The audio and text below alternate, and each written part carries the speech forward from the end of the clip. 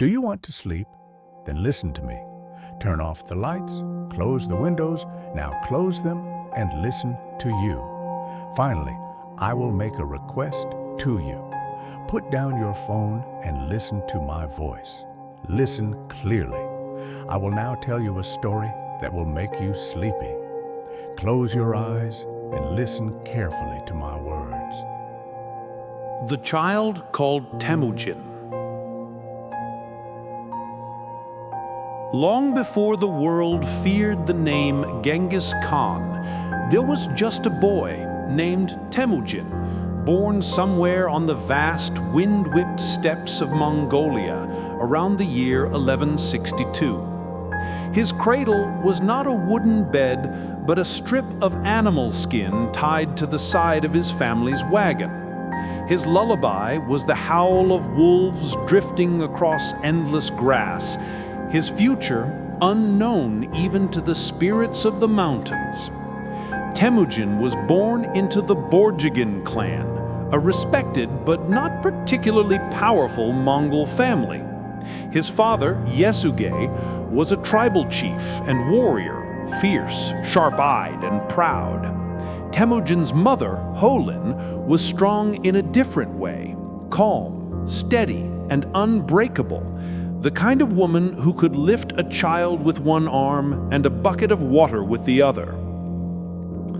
But the first sign of Temujin's fate came the moment he entered the world. When the midwives unwrapped his tiny fists, they gasped. He was born clutching a single clotted blood ball in his right hand. Among the Mongols, this was not just unusual, it was an omen, a symbol that the child was destined to become a conqueror, a warrior, perhaps even a king. Yesuge looked at his newborn son and felt something stir beneath his ribs. Pride? Fear? He didn't know. He only knew the boy was meant for something great. So he named him Temujin, after a powerful enemy he had defeated just days before. It was a warrior's name, rough, heavy, forged from battle. Life on the steppe.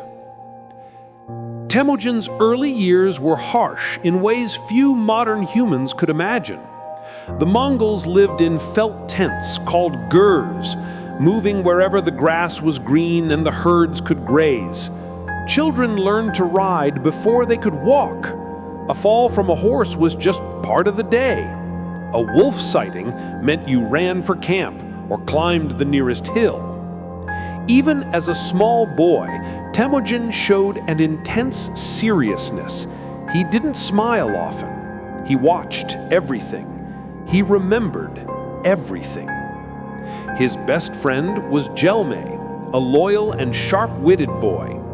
His worst rival from a very early age was his older half-brother Bekter, whose authority Temujin resented deeply.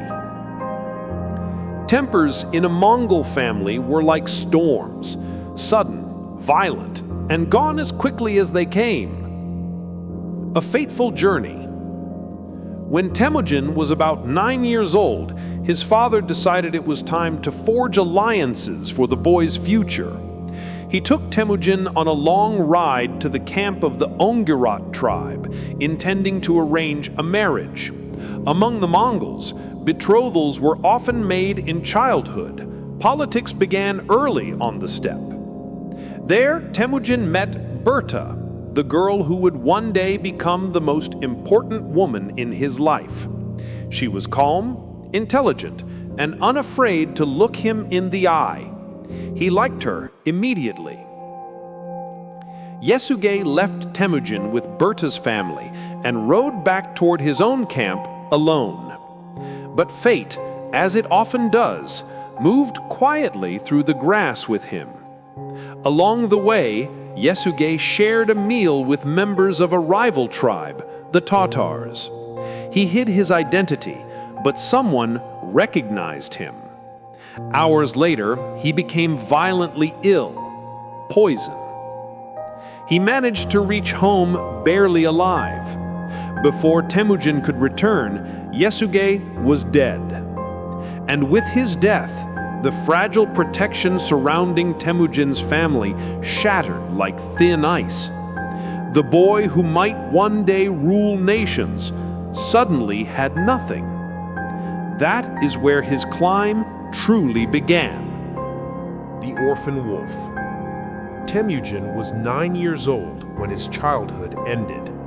His father, Yasuge, had just negotiated his marriage betrothal to Borta of the Ongirat tribe. It was supposed to secure Temujin's future, strengthen alliances, and protect their clan. Instead, it became the moment everything collapsed. A father's final ride. On the long ride home, Yasuge stopped to share a meal with a group of Tartars. They welcomed him warmly. They poured him a bowl of kumis. They laughed with him like old friends. But they recognized him, and the Tartars had not forgotten the blood feud between their people and his. They poisoned him. By the time Yasuge staggered back to his own camp, his face had turned ashen. He collapsed before he could even speak the full story. Temujin was summoned home immediately. He rode hard, but he arrived just in time to see his father die. The boy who had once been groomed to become chief was now the son of a dead leader, and power shifts fast on the steppe. Betrayed by his own clan. With Yasuge gone, the clan had a problem. Temujin was too young to lead. His mother, Hoylan, was strong but politically isolated. Other families wanted control. So the Taichiud, so-called allies, made their decision. They abandoned Temujin's family. One morning, the clan simply rode away, taking their herds, supplies, and protection with them, and left Hoylan and her children alone on the open steppe. No food, no warriors, no allies. Hunger curled around them like a predator. Surviving the steppe. The years that followed were brutal. Temujin learned to hunt small animals with crude traps, dig edible roots from frozen soil, and fight off starvation one day at a time. His mother taught him resilience. His siblings taught him rivalry. The world taught him cruelty. These early struggles carved something sharp inside him, something unbreakable. Temujin's hatred for betrayal grew. His understanding of suffering deepened. His desire to never be powerless again hardened into a vow. Brothers at war. Scarcity turned even family into competition. Temujin's half-brother, Bektar, was older and often used his seniority to claim food Temujin had hunted. One day, pushed too far by hunger and humiliation, Temujin confronted him, joined by his younger brother, Kasar. Arrows flew. Bektar fell. It was the first time Temujin took a life, and though his mother wept and beat her chest in grief, Temujin did not cry. He had learned that on the steppe, survival required hard choices, choices that weaker men could not make. A boy with a growing shadow.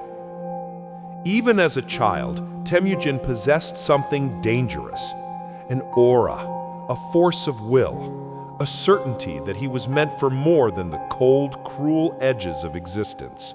Word spread across the plains that the orphan son of Yasuge was tough, clever, and ruthlessly determined. To some, he was a threat. To others, a future leader. To the Taichiud, he was a loose end they had failed to tie up. And soon, they would come for him. Blood oaths and broken promises. Temujin was still just a boy, thin, hungry, hardened by fear, when he learned one of the most important truths of his life. Sometimes loyalty matters more than blood. After his family was abandoned by their clan, the Taichiud, life became a daily battle against starvation. Temujin set traps, gathered roots, and hunted anything with legs, and occasionally things without. But in this bleak wilderness, he found one bright anchor, Jamukha, a boy his age, intelligent, charming, and confident. Jamukha came from noble lineage. Temujin came from disgrace. But somehow they became inseparable. One day, while herding their small flock, Temujin approached Jamukha with a gift, a simple arrow.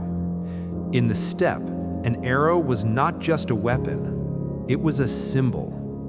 Jamukha smiled, reached into his own quiver, and gave Temujin an arrow in return. Then they performed the sacred ritual, Anda, blood brothers. It was a vow stronger than stone, stronger than tribe, stronger than family. We are of one soul. For a moment, the world didn't feel so hostile. A brief peace. Time passed. Temujin grew into a teenager, tall, wiry, intimidating in his quiet determination. And Jamukha rose among the nobility, admired by elders and feared by those below him. But equality between them began to crack. Jamukha saw Temujin as a brother, but also as someone who did not know his place. Temujin, meanwhile, believed that bonds were chosen, not assigned by birth. He refused to bow to anyone just because they had a richer ancestry. A storm was quietly forming. The kidnapping. When Temujin was about 16, something happened that pushed him toward his future path. His mother Holin had chosen a bride for him, Borte from the Ongirat tribe. Temujin rode to their camp, nervous but hopeful. Borte was calm, clever, and sharp-eyed. She understood the world better than most adults. The two were married, symbolically at first, and Temujin stayed with her family for a while. But eventually, he rode home to bring Borte to his own family. That's when everything collapsed. One night, the Taiyichud, the very clan that had abandoned Temujin years earlier, returned with violence in their eyes. They hated that Temujin survived. They hated that he was rising. They hated that he dared to take a wife. They attacked swiftly. Temujin fought, but he was overwhelmed.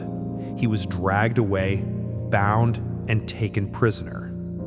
A wooden kang, an enormous collar, was locked around his neck. It weighed as much as a man. He couldn't run, he could barely stand. They paraded him like an animal through their camp. But Temujin did not break. He watched, listened, waited. Because survival was not enough anymore. He had people to protect, a wife to recover, a debt to settle. And he would do it all, with or without blood brothers. The Blood Oath Brotherhood. Temujin rode through the rolling Mongolian plains with a tension he could feel in his bones. The wind tugged at his worn dell, carrying the smell of distant smoke, a reminder of both danger and possibility. He was no longer the frightened boy running from enemies. He was a young man with a purpose, to gather allies. And he had one person in mind. The river where it all began. He found Jamukha, the boy who had once shared his toys, food, and secrets, sitting beside a river, watching his own reflection bend in the current. Jamukha stood when he saw him. Silence. Two friends who had once been Anda, blood brothers, now separated by years of hardship. Finally, Jamukha smiled. "Temujin, you live." I nodded. I survived. Now I will rise. Jamukha laughed, proud and warm, placing a hand on his shoulder. Then let us rise together. the blood oath reforged. They sat cross-legged in the grass. Jamuka pulled a small blade from his belt. One cut on Temujin's palm, one on Jamuka's. Their blood mixed in the dirt. We are Andas once more, until the end of all things. Temujin repeated the vow, but somewhere inside him, he felt the world shift, as if this oath carried the weight of destiny. A camp divided. The two young men returned to their people, gathering tents and herds under a single banner. But soon the differences became clear. Jamuka enjoyed the old traditions, noble families, aristocratic bloodlines, social ranks decided by birth. Temujin preferred something radical, loyalty over nobility, merit over status, leadership earned, not inherited. To the common families who struggled daily, Temujin's ideas were lightning in a dry field, a spark, a promise, a revolution waiting to happen. The night of the split. One night, around a crackling fire, a group of young warriors, mostly from poor clans, approached Temujin. "We will follow you," they said. "We treat us like real men, not dogs." Others gathered behind them, quiet but eager. They turned their backs on Jamuka's noble-born camp. Jamuka awakened in the morning to find half his followers gone. He said nothing, but the betrayal echoed inside him like a crack in a sword. Two paths diverge. Temujin built a growing band of loyal riders, poor, hungry, motivated, believing in him with fierce pride. Jamuka built a noble army, wealthy, elegant, confident that tradition would keep them powerful. They were both rising, both ambitious, both bound by blood. But the plains were not large enough for two leaders. And every man in the steppe whispered the same prediction. One day, Temujin and Jamuka will meet on the battlefield. Only one will survive. The bond was still unbroken, but fate had already chosen its first target. The final war for Mongolia. Temujin was no longer just a rising warlord. He was a storm rolling across the steppe, gathering strength, tribes, and destiny. But one last obstacle remained. The most powerful tribe on the Mongolian plains, the Naimans. They were rich, they were organized, they were fierce, and they wanted Temujin dead. A continent prepares for war. Word spread across the steppe that Temujin was growing too powerful. Old rivals who once mocked him as the son of a dead man now realized he was becoming something else, a unifier, a conqueror, a threat. The Naimans rallied the tribes still resisting him. Chieftains sharpened their sabers.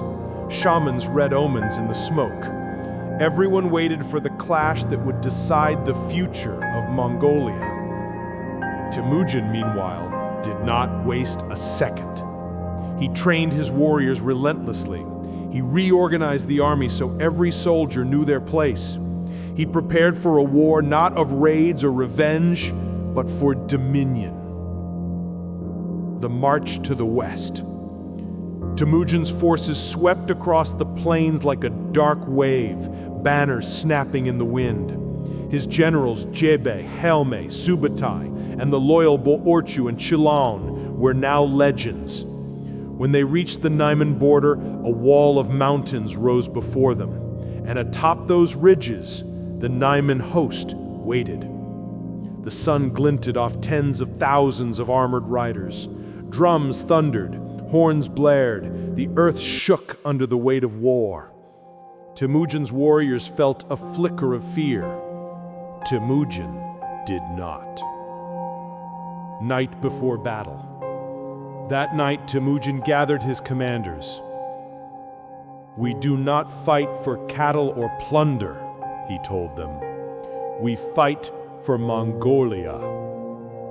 A simple statement, a revolutionary one. His generals bowed. The decision was made. Tomorrow, everything would change. The Battle of Chakirmaut. The battle erupted at dawn. Arrows filled the sky like black rain. Horses screamed. The earth shook under galloping hooves. The Naimans fought bravely, pushing Temujin's center back with sheer numbers. For a moment, it seemed Temujin's army might break. Then Temujin unleashed his secret weapon, Subutai and Jebei's sweeping flank attack. The two great generals looped around the enemy lines, striking the Naimans from behind with terrifying precision. The Naiman formation twisted, wavered, and broke. Panic spread. Their chieftain, Tayan Khan, was killed. Their last hope vanished. By sunset, the Naiman army was shattered, their banners trampled, their leaders dead or fleeing for their lives. Temujin stood atop a hill, watching the smoke rise from the battlefield. The war for Mongolia was over. A new title for a new world. In the aftermath, all surviving tribes, Kerit, Tatars, Naimans, Merkits, and countless smaller clans submitted to him. The steppe had not seen this unity in centuries. And so in the year 1206, at a great council of all tribes, Temujin was given a new name, Genghis Khan, meaning universal ruler. In that moment, a man became a legend, and Mongolia became an empire. The fall of the Khwarezmian Empire. By 1218, Genghis Khan ruled a vast empire stretching from the Pacific Ocean to the edges of Central Asia. Trade caravans traveled safely across the steppe, and diplomatic missions carried Mongol messages with confidence.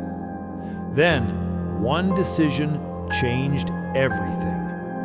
A caravan, a governor, and a terrible mistake.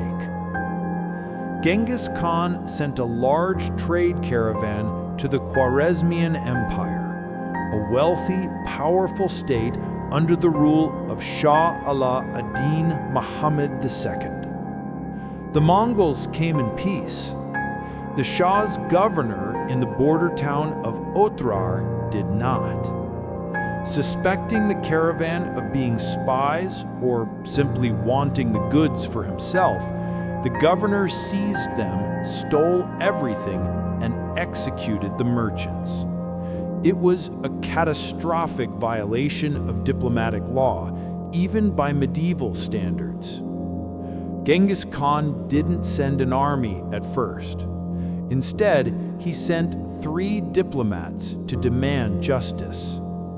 The Shah made an even worse mistake. He had the lead ambassador executed and shaved the beards of the other 2 before sending them back, an extreme insult in Mongol and Islamic cultures alike. Genghis Khan was furious. He reportedly lifted his hands to the sky and declared, "With heaven as my witness, I shall exact vengeance." Now it was war. The storm arrives. In 1219, Genghis Khan unleashed the full power of the Mongol military, perhaps 200,000 warriors, divided into coordinated armies that moved with frightening speed and precision. The Khwarezmian Empire expected a frontal assault. Instead, the Mongols split into multiple fast-moving columns, crossed deserts thought impossible to traverse, used spies and defectors for intelligence, and attacked cities simultaneously from unexpected directions. The Shah was overwhelmed before he even understood the scale of the invasion. Siege after siege, the Mongol method. Mongol tactics in the Khwarez War showcased their evolution. 1. Psychological warfare. Cities often surrendered just from fear. Those that resisted were made examples of. 2. Advanced siege technology. Genghis employed Chinese engineers, catapults, trebuchets, siege towers, and explosive devices using early gunpowder. 3. Total mobility. Mongol cavalry could circle an entire city, cut all food lines, and vanish only to appear somewhere else the next day. Cities fell one by one. Otrar, where the caravan was killed. Bukhara, Samarkand, Nishapur, Merv, Urgench. Some surrendered, some were annihilated. Bukhara was spared the worst, but its residents witnessed one of Genghis Khan's most famous speeches as he entered the mosque and declared that their own corrupt leaders, not heaven, had brought punishment upon them. The Shah on the run. Shah Muhammad II fled west, constantly pursued by Mongol detachments. He ran across deserts, mountains, and islands, never able to gather his armies or mount a defense. He finally died in 2020, isolated and sick on a small island in the Caspian Sea, hunted to the end. Before he died, he split his empire between his sons, hoping they would resist. They failed. But the war wasn't over. With the Shah dead, Genghis Khan wasn't finished. He unleashed Jebe, his fearless general, and Subotai, one of the greatest commanders in world history. These two launched a legendary long-range campaign chasing the Shah's son Jalal ad-Din across Persia, Afghanistan, and into India.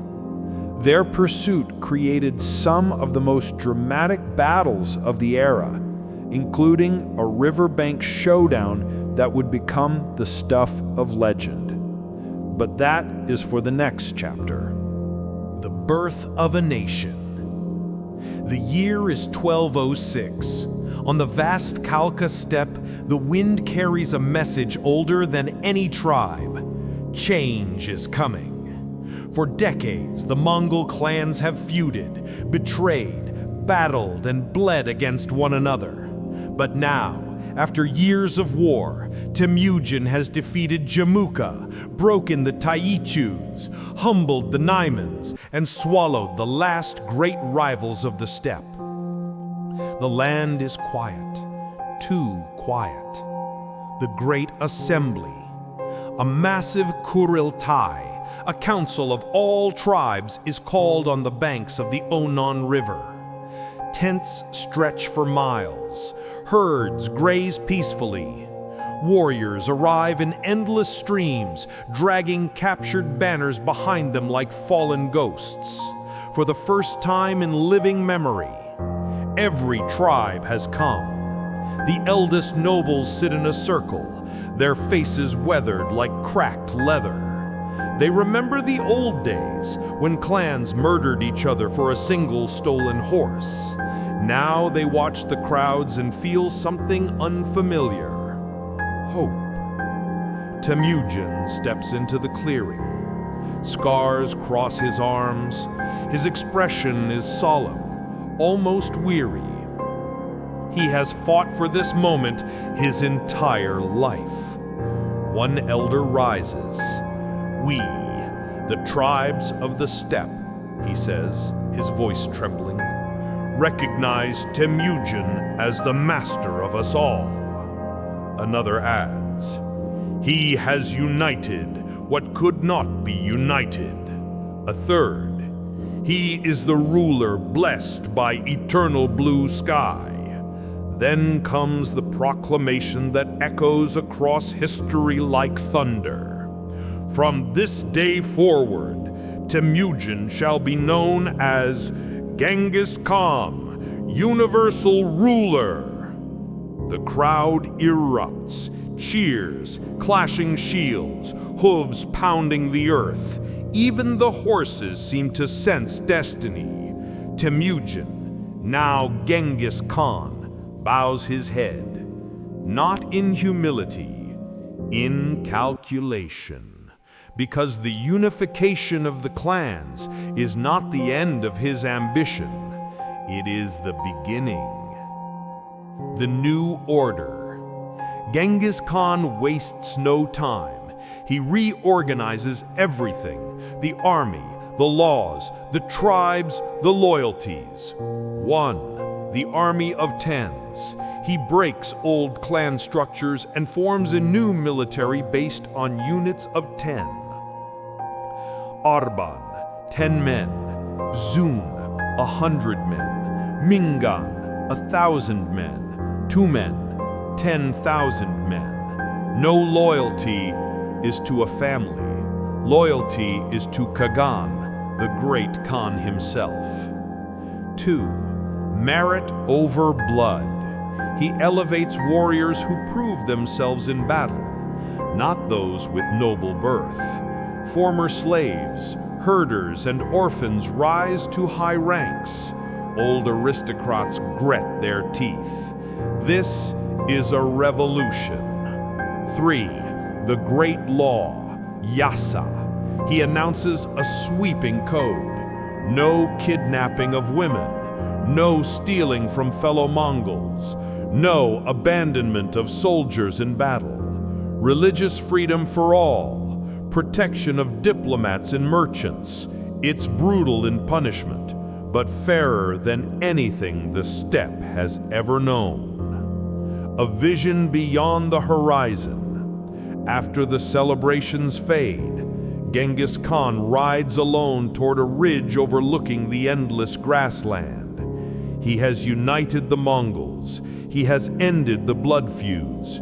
He has built the most disciplined cavalry the world has ever seen. But in the distance, he sees something else. Caravans, cities, kingdoms, treasures of the Silk Road, empires fat with wealth and arrogance. The world beyond the steppe does not yet fear the Mongols, but it will. We will ride farther than any have imagined, he murmurs to himself. We will take what the world denies us. The eternal blue sky above seems to answer, cold, silent, approving. The unification of Mongolia is complete. The conquest of the world is about to begin. The greatest army the world had ever seen. The vast grasslands of Mongolia trembled under thousands of hooves. Genghis Khan, now no longer Temujin the outcast, nor the uncertain leader of scattered tribes, stood at the crest of a hill overlooking a sight no man before him had commanded. A unified nation, armed, mounted, and loyal to him alone. The great Kurultai had declared him Genghis Khan, universal ruler, and with that title came a task so enormous it would have crushed any ordinary man. He needed an army, one capable of conquering not just cities or kingdoms, but entire civilizations. Forging warriors out of nomads. Every Mongol boy grew up in the saddle. By age 3, they could ride. By age 6, they could shoot a bird out of the sky with a bow. Genghis shaped this natural skill into precision warfare. He divided the army into perfect fractions. Arban, squads of 10. Zun, 100. Mingan, 1,000. Tumen, 10,000. No more tribal loyalties, no more family favoritism. A man's loyalty was to the unit, his captain, and ultimately the Khan. It was military genius, simple, brutal, and unbreakable. Weapons of a new age. Each warrior carried 2 composite bows with a range far beyond any European longbow, 3 quivers of arrows, armor-piercing, signal, and fire arrows, a lasso, a curved saber, a dagger, a shield of leather and wood, and, most important, 5 spare horses. This gave every soldier almost supernatural endurance. While enemies collapsed from exhaustion, Mongols simply switched mounts and kept going. The steppe had forged them. Genghis refined them. The art of war, Mongol style. The world had never seen tactics like this. Genghis introduced the legendary false retreat, a maneuver so clever, so devastating, that entire kingdoms fell for it. Mongol riders would pretend to panic, turn and flee, lure enemy forces into pursuit, circle back in perfect coordination, and fire arrows from all sides at the confused enemy. It worked on knights, on infantry, on fortified armies, on anyone who mistook Mongol withdrawal for weakness. It was never weakness. It was bait. Discipline like iron. Punishments were harsh and absolute. Stealing a horse? Death. Abandoning your unit? Death. Disobeying orders? Death. But rewards were equally remarkable. Soldiers shared loot equally. Generals were promoted by merit, not family. Even poor herdsmen could rise to command thousands. For the first time in their lives, many Mongols felt secure, valued, and respected. Genghis Khan had not just built an army, he had built a nation of warriors. The world takes notice. Rumors spread across Asia. A new power was rising from the wilderness. A man of the plains was uniting tribes that had spent centuries killing each other. His warriors moved with the fury of a storm and the discipline of a machine. And they were hungry. Hungry for revenge. Hungry for wealth. Hungry for destiny. Genghis Khan's eyes turned outward. To the south lay the wealthy Tangut kingdom of Shisha, glittering with riches the steppe had never known. To the west, the powerful Khwarazm Empire, swelled with trade and arrogance. To the east, the great empire of Jin China, the old oppressors of the steppe.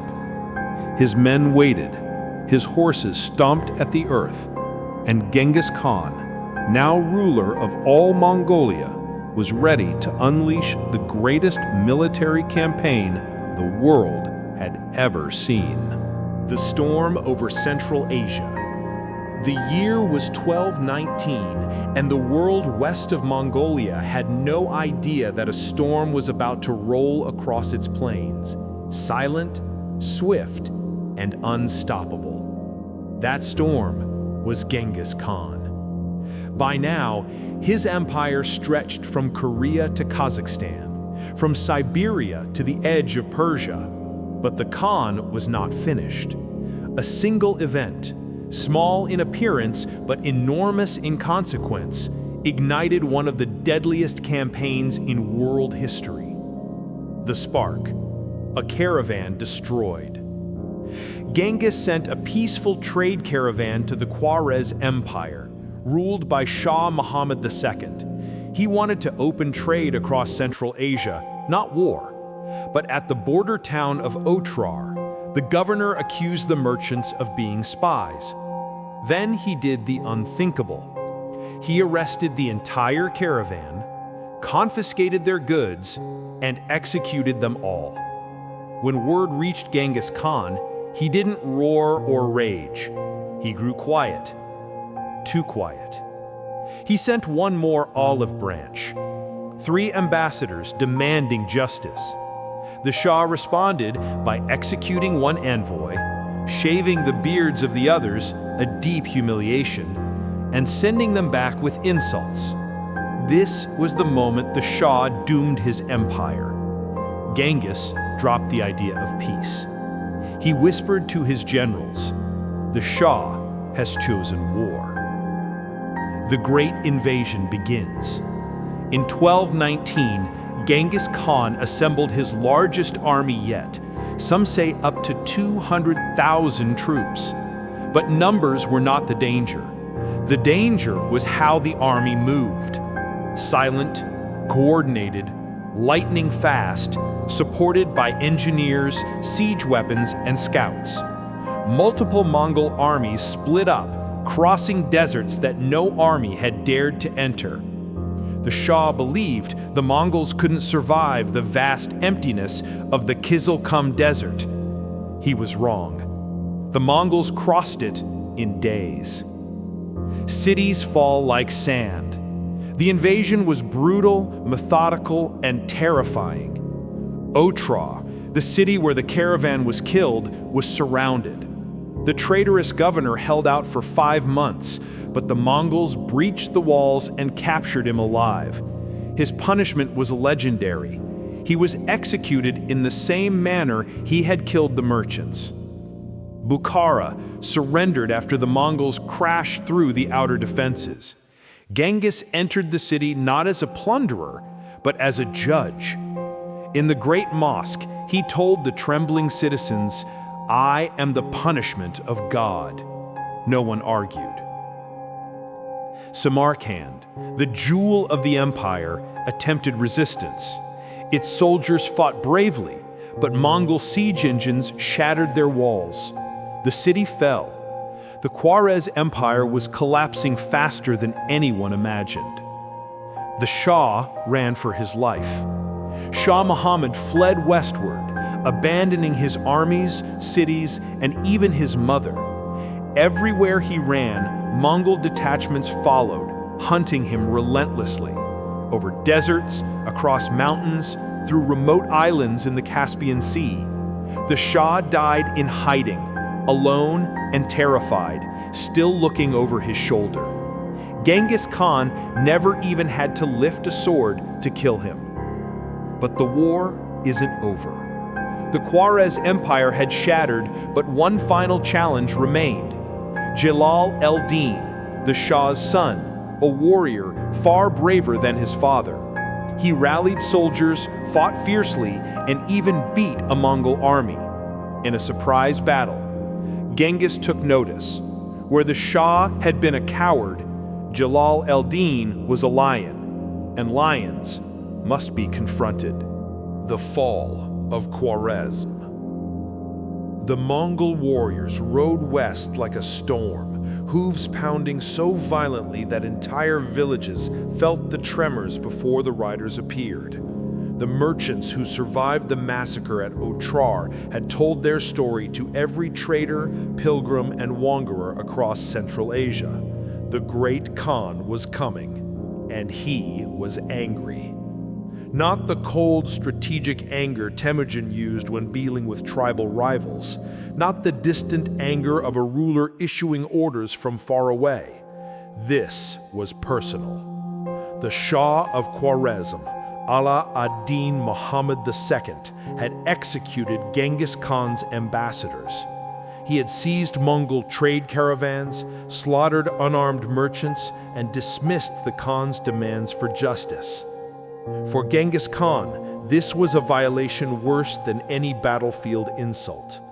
Diplomats were sacred, trade was sacred, honor was sacred. To break all three was to invite destruction. And so, destruction came. The Siege of Otrar. The Mongols surrounded Otrar, the city where the caravan massacre began. Their siege was relentless. Catapults hurled stones for weeks. Engineers tunneled under walls. Archers rained arrows day and night. The city held for 5 bloody months. When the walls finally cracked, Mongol stormtroops poured inside like a tide. The governor, Inalchuk, the Accursed One, was seized and brought before the Mongol general. The punishment was legendary. Genghis Khan ordered molten silver poured into his eyes and ears. Whether myth or fact, one truth remained. The Khan never forgot betrayal. The impossible invasion. The Shah believed the Mongols couldn't cross the vast deserts and mountains that protected Khwarezm. He was wrong. Genghis divided his army into several columns, sending them through frozen mountain passes, scorching deserts, rivers filled with ice, and territories considered impassable by any army. The strategy was pure brilliance. The Shah expected Mongols from one direction, but they appeared from 5. Cities fell in rapid succession: Bukhara, Samarkand, Merv, Nishapur. Each one a jewel of Islamic civilization, each one shattered under the hooves of war. Bukhara, I am the punishment of God. When the Mongols breached the walls of Bukhara, Genghis Khan rode straight into the city's grand mosque. He mounted its pulpit, where only holy men were allowed to speak. He looked upon the trembling citizens and said, "If you had not committed great sins, God would not have sent a punishment like me upon you." The words echoed across the empire. Some believed he was chosen by heaven. Others believed he was the destroyer of worlds. Either way, none could stop him. The Shah on the run. As city after city fell, the Shah fled deeper into his collapsing empire. First to Nishapur, then to Merv, then to a remote island in the Caspian Sea. His armies were shattered. His generals could not agree. His people fled or surrendered. The Mongols hunted him relentlessly, but he would never be captured. Exhausted, sick, and broken, the Shah died alone on that cold island, a king without a throne, a ruler without an empire. When Genghis Khan heard of his death, he did not celebrate. He simply nodded. The war was not about revenge anymore. It was about showing the world that no insult to the great Khan would be forgotten. The empire in ashes. By the end of the campaign, Khwarezm's great cities were burned, its fields trampled, its libraries destroyed, its population decimated. Trade routes that had lasted for centuries were broken in a single generation. The Mongol Empire, however, grew larger, richer, and more feared than ever. And Genghis Khan, now in his late 50s, had proven something extraordinary. Again and again, the world underestimated the boy from the steppes, and again, he rose higher. But his story was far from over, because Genghis had one more empire in his sights. A land ruled by powerful emperors, defended by massive walls, and older than any kingdom he had ever challenged: China. And the great Khan was already turning his gaze east. The fall of the Khwarezm Empire. The year is 1219, and the world is about to witness something it has never seen before. Genghis Khan, now ruler of a united Mongolia, commander of the greatest cavalry force on earth, turns his gaze westward toward the Khwarezm Empire, a vast, wealthy domain stretching across Persia, Central Asia, and the Silk Road. It should have been a story of peaceful trade. Instead, it became one of cataclysmic war.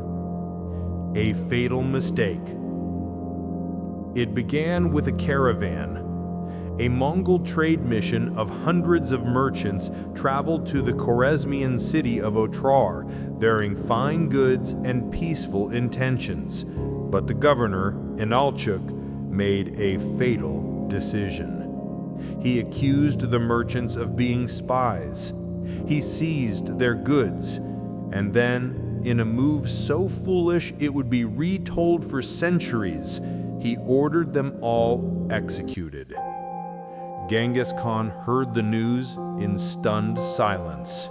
Then he sent an ambassador, a single man, to demand justice from the Khwarezmian Shah, Ala ad-Din Muhammad II. The Shah responded by shaving the ambassador's beard, a grave insult, and killing his interpreter. With that, the Shah sealed the fate of his empire. Genghis Khan did not scream. He did not rage. He simply said, "I will tear his kingdom apart." War like the world had never seen. In 1219, Genghis Khan unleashed the greatest military campaign of his life. His army, perhaps 150,000 strong, moved like a living tide across the steppe. They were fast, disciplined, perfectly organized, merciless when crossed, and they knew the land better than their enemies knew their own cities. The Mongols crossed deserts no one thought passable. They forded rivers their enemies believed were safe barriers. They appeared where no army was expected, striking at impossible angles. Cities fell like dominoes. The Siege of Otrar. The first target was Otrar, the city where the massacre began. Genghis ordered his troops not just to take it, but to erase it. The siege lasted 5 grueling months, but the Mongols cut off supplies, tunneled under walls, launched fire, and slowly strangled the city into submission. When Otrar finally fell, its governor Inalchuk was captured. The Mongols executed him in a manner that matched the scale of his betrayal, a method whispered in history with both fascination and horror. Samarkand and Bukhara, jewels of the Silk Road. The Shah believed his rich cities, with their high walls and massive garrisons, would stop the Mongol tide. He was wrong. The Mongols surrounded Bukhara with dizzying speed. The city surrendered. Genghis Khan entered not as a looter, but almost like a judge inspecting the damage caused by the Shah's arrogance. Standing in the great mosque, he told the trembling people, "If you had not committed great sins, God would not have sent a punishment like me upon you." Samarkand, one of the most fortified cities in the world, resisted longer. It too fell. Its defenders, war elephants included, were no match for horses that moved like lightning and soldiers who fired arrows even while galloping at full speed. The Shah's flight. The Shah could not believe what was happening. He fled from city to city, abandoning his people while the Mongols closed in. Wherever he ran, disaster followed. Finally, in desperation, he escaped across the Caspian Sea to a small island. There, isolated and broken, the once mighty Shah died alone, not hunted by swords, but by fear. Genghis Khan never even needed to kill him. A message to the world. By 1221, the Khwarezm Empire was gone. Not defeated, not weakened, erased. The Mongol Empire now stretched farther than any empire had in such a short time, and the world began to understand something chilling. This was not merely a conqueror. This was Genghis Khan, a storm of history, a force who reshaped continents. But his story was far from over. the legacy that would shake the world. Genghis Khan, now an old man with a world-conquering reputation, sat atop a small ridge overlooking his encamped army. The Mongol banners, black for conquest, white for peace, fluttered in the wind like restless birds. Below him stretched the greatest military machine the world had ever known. Tens of thousands of horsemen, commanders who had risen from nothing, and sons who carried his ambition in their blood. But even conquerors must face what comes for all humans. For months, Genghis had been feeling the slow creep of age. Bones cracked louder, breath shortened quicker. Though his will was iron, his body was mortal. Still, he pushed onward, determined to complete one more campaign, this time against the Western Xia, a kingdom he believed had betrayed him. During this campaign, somewhere among the deserts and mountains, Genghis Khan fell from his horse. The injury was not immediately fatal, but it weakened him. Fevers came, his strength ebbed, and in a quiet tent lit by flickering lamplight, the man who had begun life as a hunted orphan named Temujin now lay surrounded by generals, shamans, and his sons, Jochi gone, but Chagatai, Ogadei, and Toluyi present. Even as his body failed, his mind burned with purpose. He issued his final orders. The Mongol Empire must remain united. His sons must serve Ogadei, whom he chose as the next great Khan. The Western Xia must be destroyed for their disloyalty, and the empire must continue expanding, for he believed expansion brought strength and unity.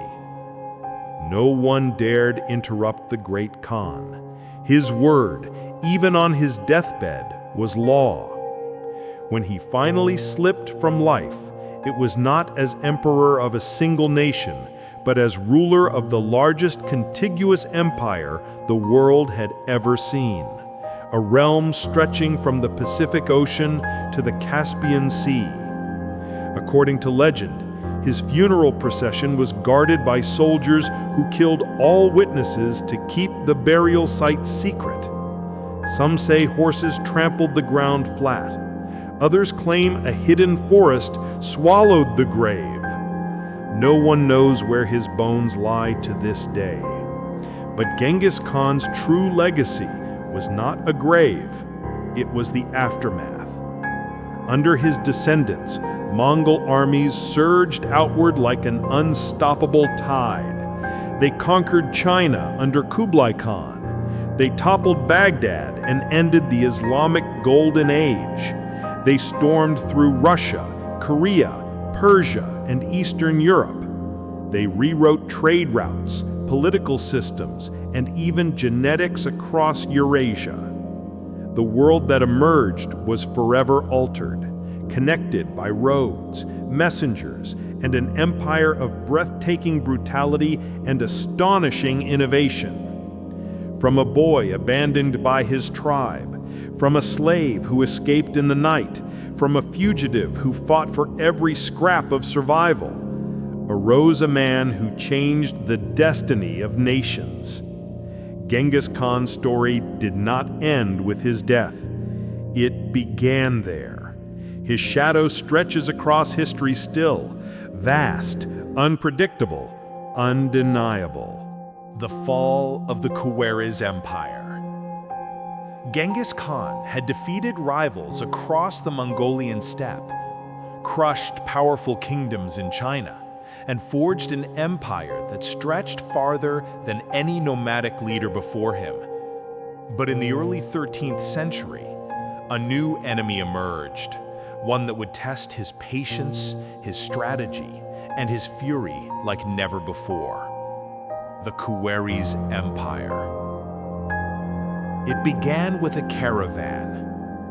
A peaceful Mongol trade delegation, carrying fine goods and rare treasures, approached the city of Otrar. that came with friendly intentions. Genghis Khan wanted diplomatic ties, commercial routes, and prosperity for both empires. But the governor of Otrar, a man known for greed and paranoia, accused the caravan of spying. Without permission from the Shah of Khawarizm, he executed every merchant and seized their goods.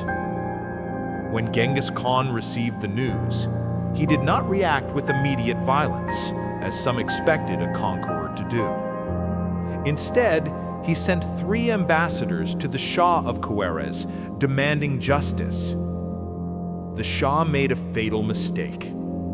He killed one ambassador, humiliated the others, and mocked Genghis Khan's request. It was the final insult.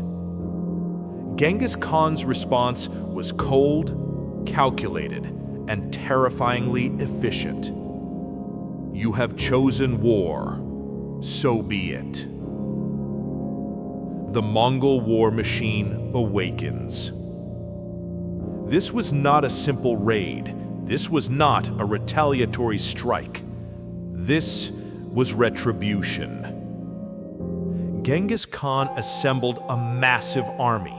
Tens of thousands of riders, elite archers, siege engineers from China, even specialists from conquered lands.